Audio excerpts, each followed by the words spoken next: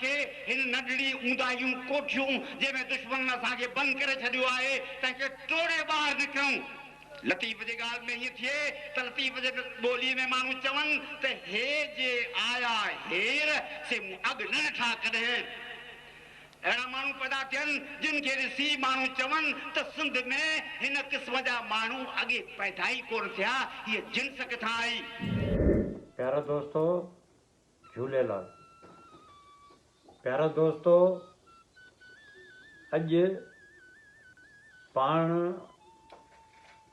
उन्ही मां ॾाहे बरक सियासतदान, मुफ़क्कर, आलम, अदीब ऐं शानदार वकील ऐं घण पासाई शख्सियत जनाब मोहतरम रसूल पलीजे साहब खे यादि करियूं था, जंहिंजी अॼु ॿी वरसी आहे। हुन शख़्स जा असां सिंधियुनि ते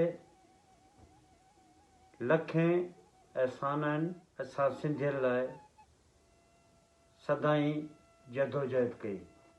हिन सॼी ॼमार बुख, बदहाली, ॾाढ, जबर, ज़ुल्म ऐं हर बुराई सां मुहाॾो अटकायो ऐं आमिर ऐं जाबिर जे साम्हूं जबल थी बीह रहंदो।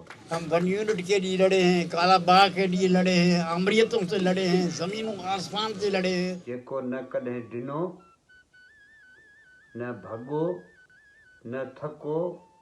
ही असांजो ॾाहो 21 फरवरी 1930 में जुगशाही जे भर में ॻोठ मंगर खान पलीजो में अली मोहम्मद पलीजो ऐं लाॾी बाई जे घर में पैदा थियो। इब्तिदाई तइलीम हिन ॻोठ जे मदरसे में ई हासिलु कई ऐं पोइ वधीक तइलीम लाइ सिंध मदरसे कराची में दाख़िला वरिती ऐं पोइ सिंध लॉ कॉलेज में वकालत जी डिग्री पास करे वकालत शुरू कई। पलीजो साहब हिकु बहितरीन वकील, मुफ़क्कर, आलम ऐं गज़ब जो मुक़रर हो। हुन पंहिंजी क़ाबिलियत सां सॼी दुनिया में पंहिंजे पाण खे मञायो। हू सदाई पुरुमेद रहंदो हो ऐं कॾहिं बि मायूसी जे वेझो ई कोन वियो। जीअं त हू शुरू खां ई ॾाढ जे ख़िलाफ़ हो, सो हुन सियासत जॉइन कई। पहिरीं हुन हारी तहरीक हैदर बख्श जतोई सां गॾु जॉइन कई। हुन खां पोइ हुन सिंधी ॿोली जे लाइ जदोजहद कई। इल्मु तबाह ऐं बर्बाद आहे ऐं सख़्तु गुस्से में आहे। मुंहिंजा सम्झा शूट करे छॾिया जॾहिं माण्हू सिंध खे इहो कयो आहे, कॉपिंग कल्चर ॾिनो आहे ऐं सिंध खे निजात पई मिले, सिंध आज़ादु पई थिए, सिंध अॻियां पई हले ऐं माण्हुनि खे अगवा पिया कनि, सिट जुमिलो न अचे, माण्हू ॾिसनि पिया, ॿुधनि पिया। मूं त किताबु पढ़ियो, मूंखे त बाहि लॻी वई। यानी सिंधी ॿोलीअ जो जेको कारो मोह वेठा कनि हे जेके सहाफ़ी ऐं उनखे फटका हणा, जेके मुंहिंजे वस में हुजे त उनखे फटका हणा। हिन ANP ठाही, अवामी नेशनल पार्टी वली खान सां गॾु। पोइ हिन सिंधी अवामी तहरीक ठाही ऐं सिंधियाणी तहरीक जो बुनियादु विधो। MRD जी तहरीक में हिन भरपूर हिसो वरितो ऐं हुन में हिन जी सिंधियाणी तहरीक मार्शल इख़्तियारनि सां मुहाॾो अटकायो ऐं हुन में केतिरियूं असां जूं भेनरूं ऐं मावरूं जेल वियूं ऐं सख़्तियूं बर्दाश्त कयूं।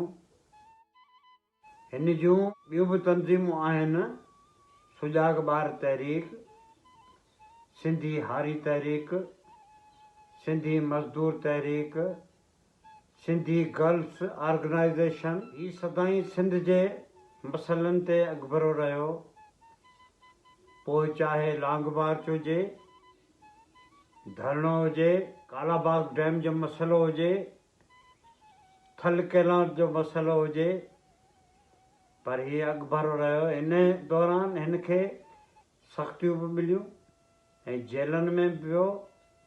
हिन पंहिंजा हयाती जा 11 साल जेल में गुज़ारिया। हीउ जॾहिं ॻाल्हाईंदो हो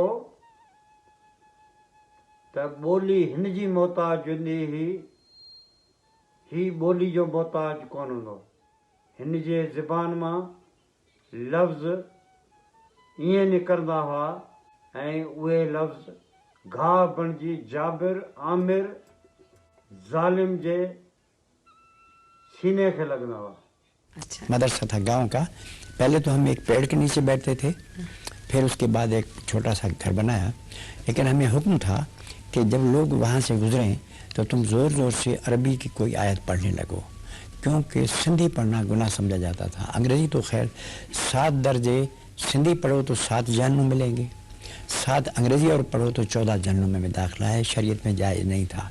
हिन सदाईं सिंध जा सूर पंहिंजे सीने में महसूसु कया ऐं उन लाइ हिन अमली जदोजहद कई।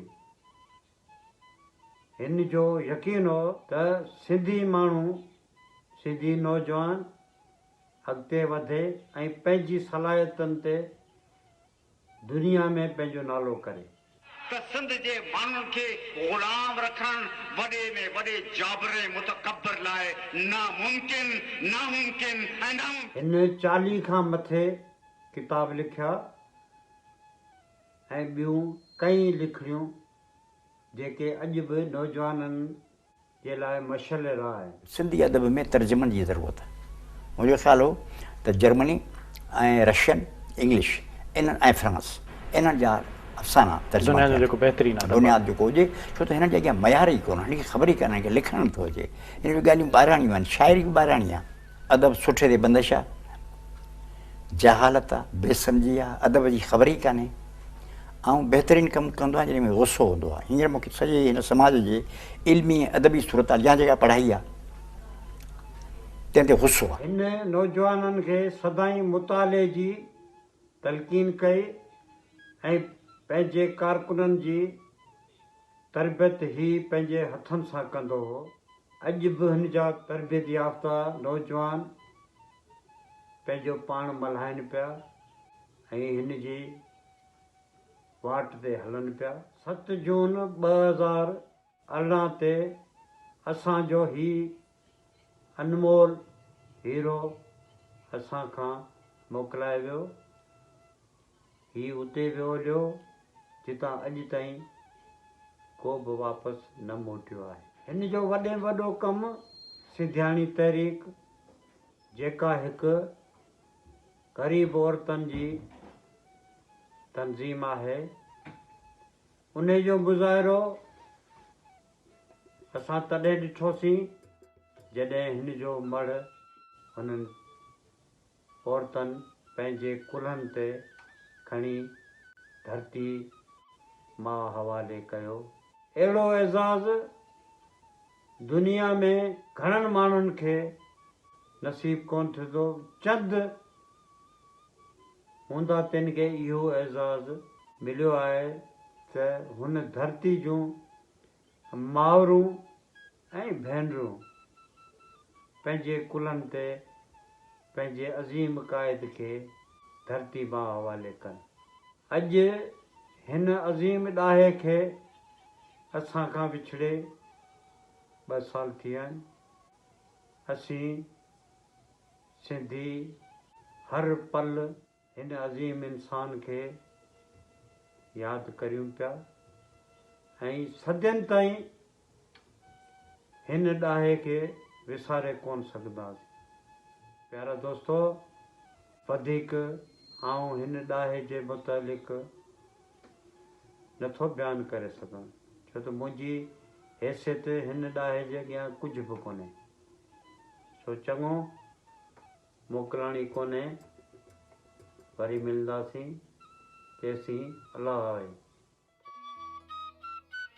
उहा जिन्स जेका नायाब हुजे, जंहिंजो मिसाल सिंध जे पूरी तारीख़ न ॾेई सघे, अहिड़नि नौजवाननि, मर्दनि, औरतनि, ॿारनि, ॿुढनि ऐं वॾनि ऐं नंढनि जी ज़रूरत आहे। हिकु नओं नस्ल, हिकु नवां माण्हू, हिकु नवां दिमाग़, नई तहज़ीब, नई सक़ाफ़त, नओं फ़िक्र ऐं नओं अमल।